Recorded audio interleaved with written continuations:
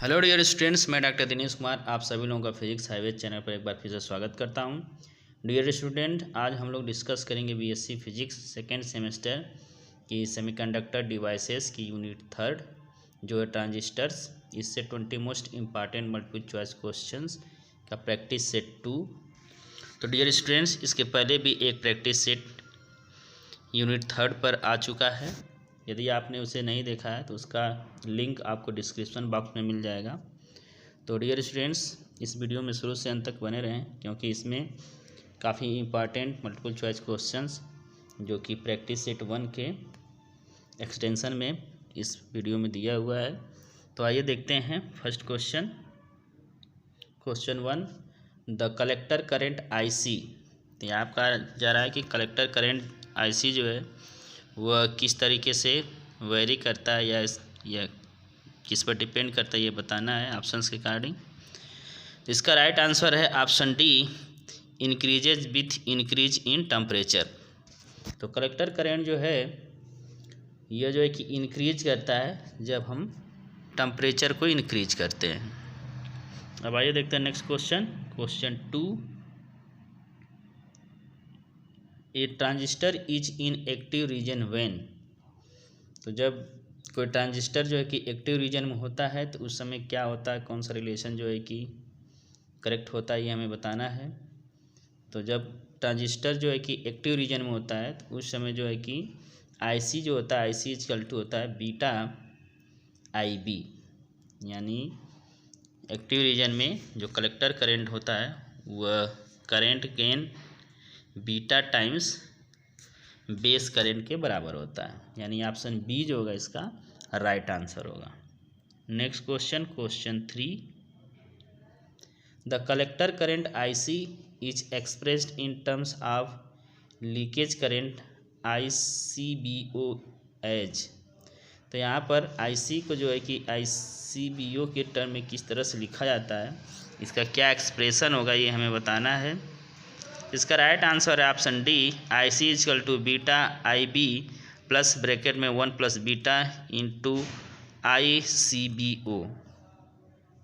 Next question, question 4, the ratio of leakage current I C E O and I C B O is. तो यहाँ पर leakage current का ratio बताना है। Leakage current जब common emitter configuration लिया जा रहा है और दूसरा जो है कि लीकेज करंट जब हम कॉमन बेस कन्फिग्रेशन ले रहे हैं, तो इन दोनों का रेशियो क्या होगा ये हमें बताना है। तो इसका right answer option C, I C E O upon I C B O equal to 1 plus beta. Beta यहाँ पर जो है कि करंट गेन है। Next question, question 5, the proper flow of zero signal collector current and the maintenance of proper collector emitter voltage during the passage of signal is known as।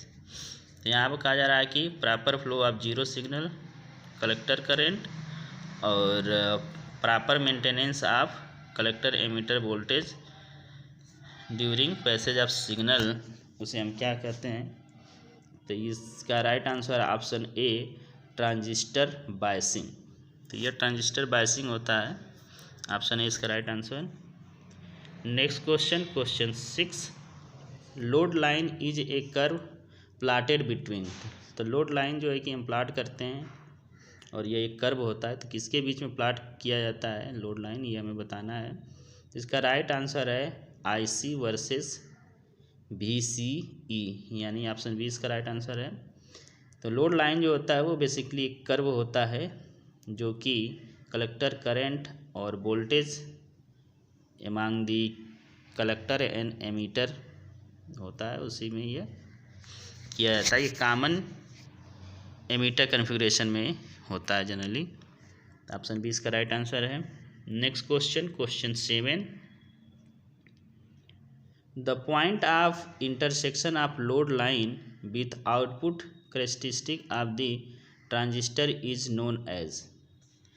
तो यहाँ पर जब हम ट्रांजिस्टर का आउटपुट कैरेक्टरिस्टिक्स लेते हैं तो लोड लाइन जब वो क्रॉस करती है, आउटपुट कैरेक्टरिस्टिक्स को इंटरसेक्ट करती है बेसिकली, तो उस इंटरसेक्टेड पॉइंट को हम क्या कहते हैं ये हमें बताना है।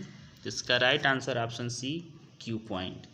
यानी आउटपुट जब कैरेक्टरिस्टिक ड्रा करते हैं और फिर लोड लाइन उसी में ड्रा करते हैं तो लोड लाइन कैरेक्टरिस्टिक कर्व को जिस पॉइंट पर इंटरसेक्ट करती है उसे हम क्यू पॉइंट बोलते हैं। Next question, question 8, operating point is defined by. Operating point कैसे डिफाइन होता है ये हमें बताना है। ऑप्शन डी इसका करेक्ट आंसर है VCE एंड IB। तो VCE और IB ये पॉइंट्स जब हम एक साथ लिखते हैं तो इसे जो है हम ऑपरेटिंग पॉइंट कहते हैं। तो ऑपरेटिंग पॉइंट जो है कि VCE और IB से डिफाइन होता है। Next question, question 9, the biasing circuit which gives best stability to the Q point is.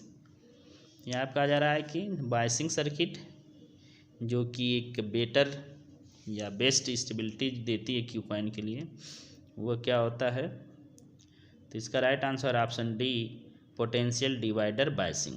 Potential divider biasing जो है ये जो है कि काफ़ी स्टेबल जो है कि क्यू पॉइंट देता है। Next question, question 10, the Q point in A voltage amplifier is selected in the middle of the active region because. तो जनरली जो क्यू पॉइंट होता है वोल्टेज एम्पलीफायर में उसको जो एक्टिव रीजन का जो मिडिल रीजन है, मिड रीजन, उसमें इसको सेलेक्ट किया जाता है। इसका रीजन क्या है? इसका रीजन है it gives distortion free output. क्योंकि यदि हम मिडिल रीजन में सेलेक्ट करते हैं तो फ्लक्चुएशन कम रहता है और जो है कि डिस्टॉर्शन फ्री आउटपुट हमें मिलता है। Next question, question 11, the positive portion of the output signal in transistor is clipped if the Q point moves. तो जो आउटपुट सिग्नल का पॉजिटिव पार्ट होता है उसको हम क्लिप्ड कर देते हैं। कब क्लिप्ड करते हैं या क्लिप्ड हो जाता है? जब जो है कि क्यू पॉइंट मूव करता है। किधर मूव करता है? कि यह जो है कि पॉजिटिव पार्ट जो है कि क्लिप हो जाता है, ये हमें बताना है। इसका right answer option B towards the cut off point.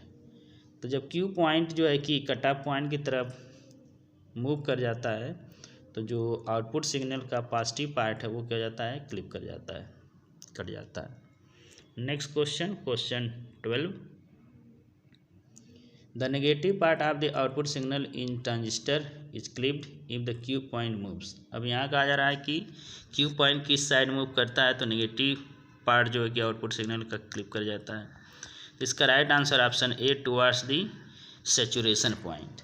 जब सैचुरेशन पॉइंट की तरफ शिफ्ट करता है क्यू पॉइंट तो नेगेटिव पार्ट क्या जाता है? क्लिप कर जाता है। Next question, question 13, conventional biasing of A bipolar transistor has. तो कन्वेंशनल बायसिंग जो होता है बाइपोलर ट्रांजिस्टर का उसमें क्या होता है? तो इसका right answer option C emitter base junction is forward biased and collector base junction is reverse bias. तो इसमें एमीटर बेस जो होता है फॉरवर्ड बायस में रखा जाता है और कलेक्टर बेस जो होता है वो रिवर्स बायस में होता है। नेक्स्ट क्वेश्चन, क्वेश्चन 14,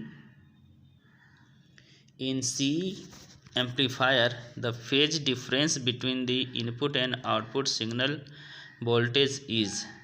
यहाँ कहा जा रहा है कि सी एम्पलीफायर में जो इनपुट और आउटपुट सिग्नल होता है वोल्टेज सिग्नल उसके फेज में कितना का डिफरेंस होता है। तो इसका राइट आंसर ऑप्शन डी पाई का फेज डिफरेंस होता है। पाई मीन्स 180 डिग्री। तो 180 का जो है कि फेज डिफरेंस आ जाता है। नेक्स्ट क्वेश्चन, क्वेश्चन 15, इन सी एम्पलीफायर। तो सी एम्पलीफायर में क्या होता है ये हमें बताना है।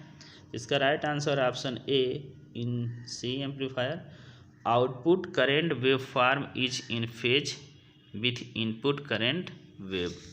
तो आउटपुट करेंट वेव फॉर्म जो होता है इनपुट करेंट वेव फॉर्म के फेज में होता है इन सी एम्पलीफायर के केस में। नेक्स्ट क्वेश्चन 16,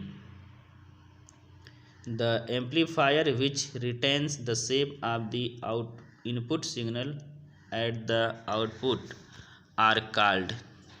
यहाँ आपका जा रहा है कि ऐसा एम्पलीफायर जो कि इनपुट सिग्नल का जो शेप होता है वही शेप जो है कि आउटपुट सिग्नल में भी आता है उसको रिटेन किए रहता है, ऐसे एम्पलीफायर को क्या कहते हैं? तो ऐसा एम्पलीफायर जो होता है वो लीनियर एम्पलीफायर कहा जाता है। यानी ऑप्शन डी जो होगा इसका क्या होगा? राइट आंसर होगा। तो लीनियर एम्पलीफायर में इनपुट सिग्नल और आउटपुट सिग्नल का जो शेप होता है वो बना रहता है, एक ही जैसा रहता है।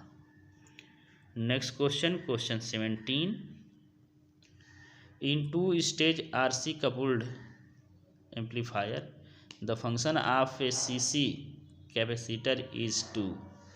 तो RC coupled जो एम्पलीफायर होता है 2 स्टेज, उसमें CC जो कैपेसिटर होता है उसका क्या वर्क होता है ये हमें बताना है। तो इसका right answer option D, block the DC voltage. तो CC जो कैपेसिटर इसका काम होता है कि वो DC वोल्टेज को क्या कर दे? ब्लॉक कर दे और उससे जो है कि AC वोल्टेज पास हो। Next question 18, the noise factor of an ideal amplifier is. तो नॉइज़ फैक्टर आइडियल एम्पलीफायर का क्या होता है ये बताना है। इसकी वैल्यू जो होती है 0 dB या 0 डेसिबल्स होती है। यानी ऑप्शन ए जो होगा इसका क्या है? राइट आंसर है। Next question 19, when amplifiers are cascaded. तो एम्पलीफायर्स को कास्केडेड कर दिया जाता है, यानी एक दूसरे से कनेक्ट कर दिया जाता है, ऐड कर दिया जाता है सीरीज में, तो क्या होता है ये बताना है। तो इसका जो राइट आंसर है वो ऑप्शन सी है। यहाँ पर ऑप्शन ए होगा, ओवरलैप कर गया है। तो इसमें यह है कि the overall gain is increased. तो ओवरऑल गेन जो है इसका इंक्रीज कर जाता है। Next question 20, the bandwidth of a single stage amplifier is that of a multi stage amplifier. तो यहाँ आपका जा रहा है कि जो बैंडविड्थ होता है सिंगल स्टेज एम्पलीफायर का वो मल्टी स्टेज एम्पलीफायर के रिस्पेक्ट में कैसा होता है ये हमें बताना है।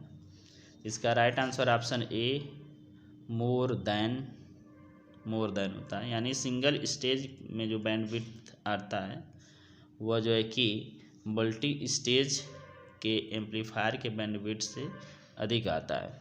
ऑप्शन ए इसका राइट आंसर। तो डियर स्टूडेंट्स, आई होप ये वीडियोस सीरीज जो MCQ का है ये आप लोगों के लिए काफ़ी हेल्पफुल होगा। तो इस वीडियो को लाइक कर लें, अपने दोस्तों में शेयर कर लें, चैनल को सब्सक्राइब नहीं किया सब्सक्राइब कर लें, साथ ही नोटिफिकेशन का बेल आइकन दबा लें जिससे इसी तरह के वीडियोस का नोटिफिकेशन सबसे पहले आपको मिलता रहे। तो इस वीडियो में इतना ही, फिर मिलते हैं नए वीडियो में नई यूनिट पर MCQ के साथ। तब तक के लिए धन्यवाद। जय हिंद, नमस्कार।